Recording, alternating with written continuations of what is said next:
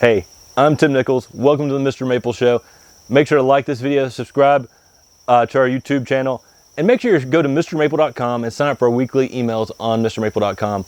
We're a mail order business in Western North Carolina.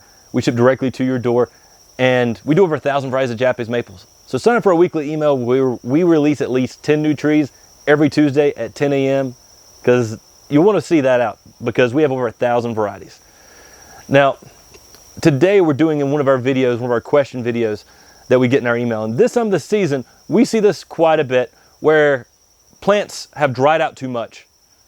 And why did they dry out? And then what do I do when these Japanese maples have dried out? So first, what causes Japanese maples to dry out so much during the summer? So first off, the weather. Weather's a big part of what happens to plants out in the landscape or in containers, you know, up next to your house. So keep that in mind. During the summer, they're going to need way more water than they will need during the spring and in the fall. So during the summer, we have these weird heat spikes sometimes here in the South, where it'll be hot and then it'll be really hot. Now, when those heat spikes happen, unless you're paying attention to the weather every single day, your plant may start to see a little bit of burn on the foliage, or the plant may start to shrivel up. During the summer, it's not that big of a deal as if this happened during the spring. During the summer, when we start to see the leaves starting to shrivel up, the great thing is God has made a way for this plant to conserve water. And what it does is it drops its leaves. This is a natural effect to conserve water until water comes again. So cool thing is that the leaves themselves are not necessarily the life of the plant. They're what feeds the plant, but the stems and the roots are really what matter the most, the branching on a Japanese maple. So before we get into what to do when your Japanese maple dries out, let's talk a little bit about what not to do. The first thing you don't want to do is go and remove damaged leaves. If you've got a Japanese maple and it has a leaf, it also has a leaf stem, you don't want to go in and start pulling those leaves off because this is actually doing a job right now. Even though the leaves are damaged, these leaves aren't damaged currently, but even though the leaves may be damaged on your plant, right here, this leaf stem is protecting the bud that's right behind it, right down here. Now, when your plant pushes new growth, it will naturally push those leaves off that have that damage to them. If you remove it, you will often damage the plant itself. So please don't remove the leaves because ripping this off can actually damage the buds that are forming below. It will take the leaves off naturally. It knows how to remove its leaves.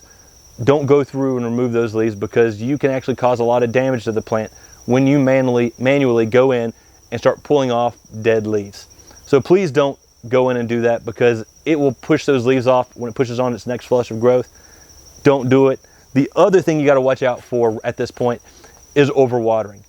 Japanese maples that have dropped leaves use less water than they do when they're in leaf. So make sure right now that you don't water again until that plant dries out. If you're in there watering and you stick your finger down in there and it was already soaked, you may start causing more issues on that plant. So the main thing you want to do, water that plant, let it dry out, and then come back and water it again. Because when you do that, it's going to naturally start to push more new growth out, where if you overwater, you can cause more issues than it had to begin with.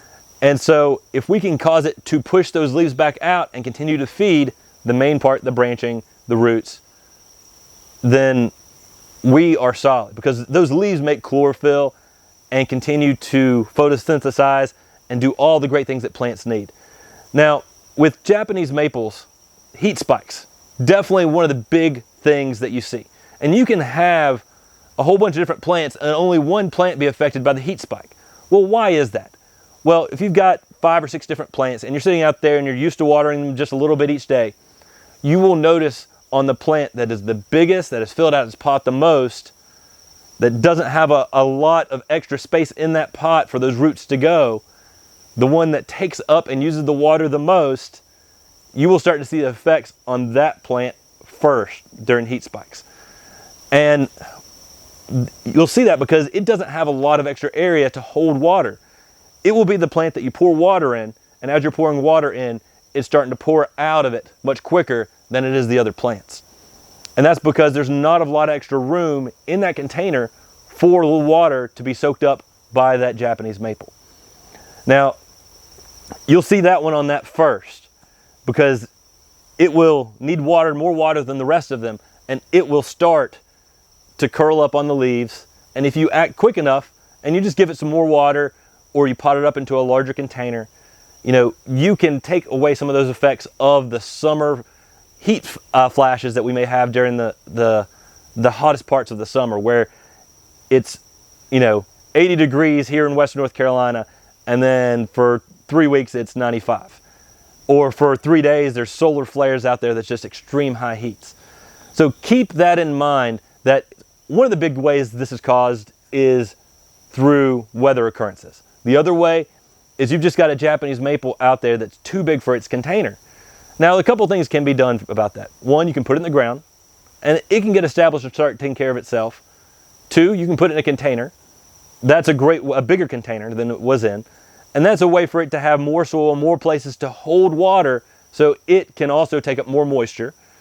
Or three, during the next winter, you can pull it out of that pot.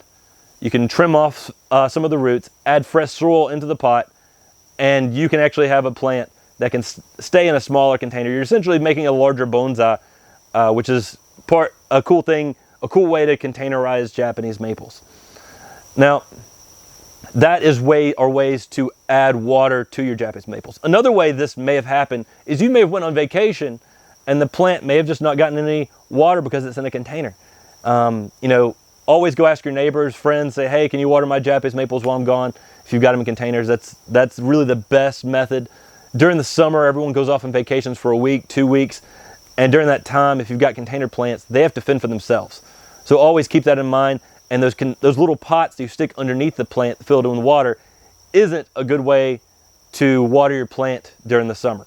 Because if you have those pots underneath your Japanese maples while you're gone, and say we've got some extreme high temperatures, you've got the plant's roots sitting in water, you can cause Phytophthora root rot on that plant in a short period of time.